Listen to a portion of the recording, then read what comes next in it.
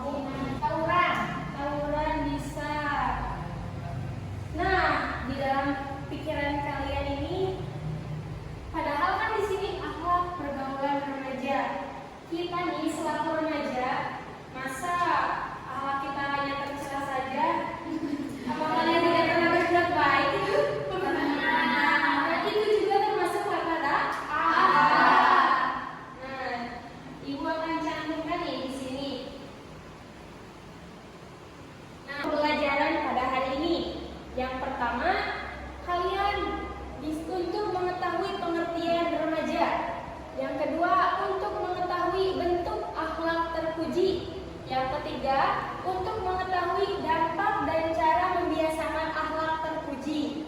Selanjutnya, untuk mengetahui bentuk akhlak tercela. Dan yang terakhir, untuk mengetahui dampak dan cara menghindari akhlak tercela. Langsung saja ke materi yang pertama.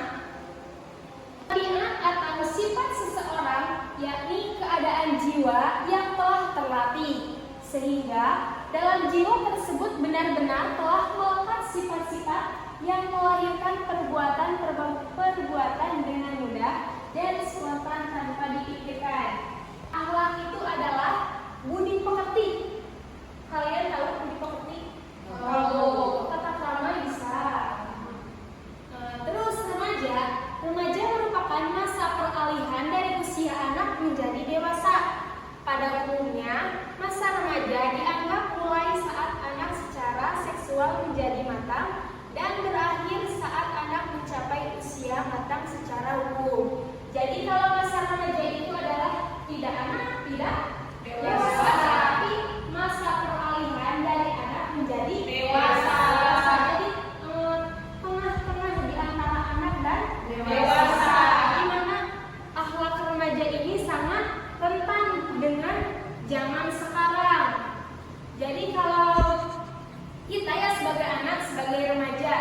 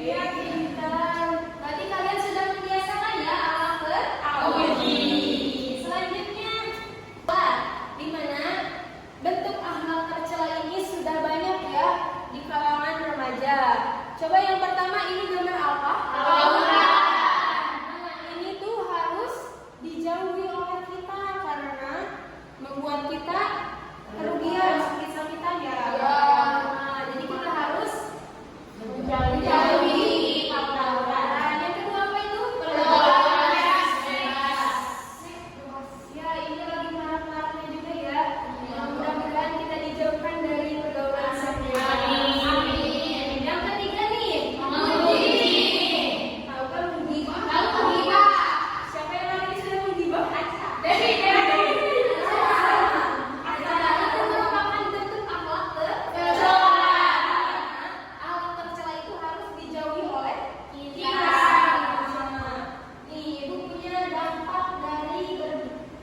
Yang pertama, dampaknya itu apa? Bertentangan dengan nilai-nilai agama. Ya tentu ya, pasti sangat bertentangan dengan nilai-nilai agama. Contohnya, tadi kan seks bebas, bertentangan dengan nilai-nilai agama. Apa bertentangannya? Zina. Ya kan sudah dilarang ya. Yang kedua, nilainya rasa malu. Itu merupakan sangat tidak etis ya. Dalam hadis itu dijelaskan al-hayy. Selanjutnya yaitu dampak dan cara menghindari apa? Tercela. Baca apa yang pertama? Bertentangan dengan nilai-nilai agama. Contohnya apa? Berzina. Yang kedua yaitu hilangnya rasa malu. Betul. Sebab tadi dijelaskan dalam hadisnya yaitu al-haya'u minal iman.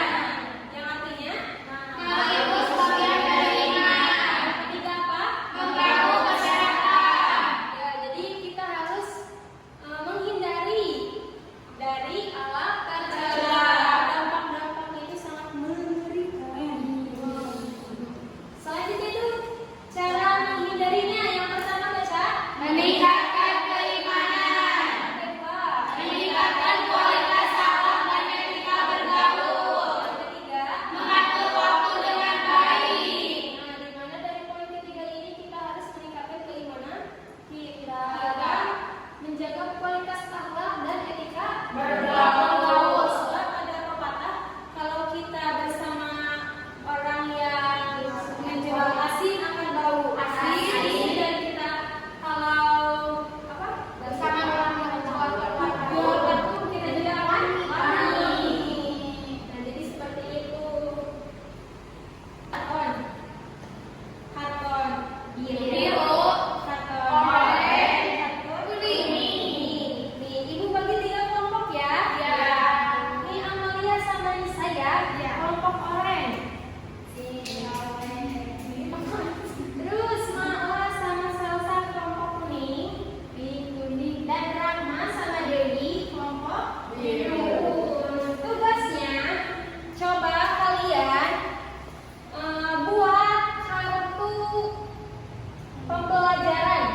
Biasanya kan kartu undangan, ini mah kartu pembelajaran. Gambar. Tebak ini gambar apa?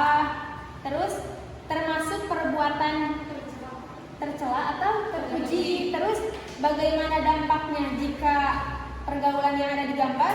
Terus bagaimana cara menghindarinya? Siap? Siap. Mulai ya. Iya.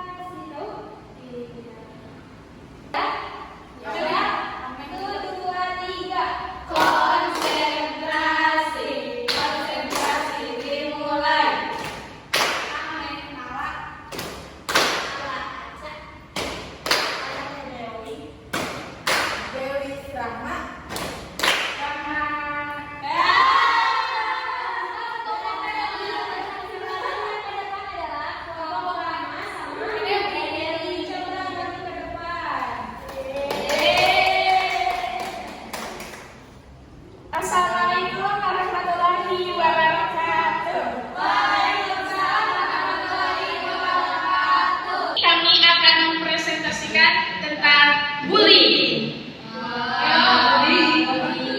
Jadi, bullying merupakan akhlak tercela.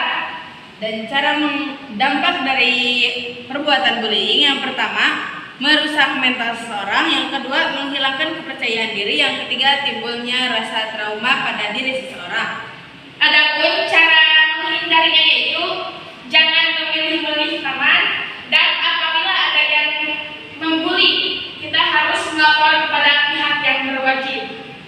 Tepuk tangan.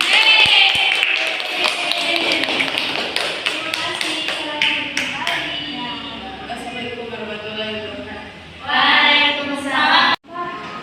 Bagaimana cara agar kita tidak terjerumus ke dalam perbuatan tercela maupun bullying, tawuran, dan lain-lain? Nah, jadi ketika kita ingin terhindar dari perbuatan tercela, yang pertama harus menguatkan keimanan kita, ya tentunya harus bersama dengan Allah. Innallaha ma'ana. Harus bersama Allah. Yang kedua, tidak boleh memilih teman. Ya. Terus yang ketiga, apa ya? Coba yang lain. Ada?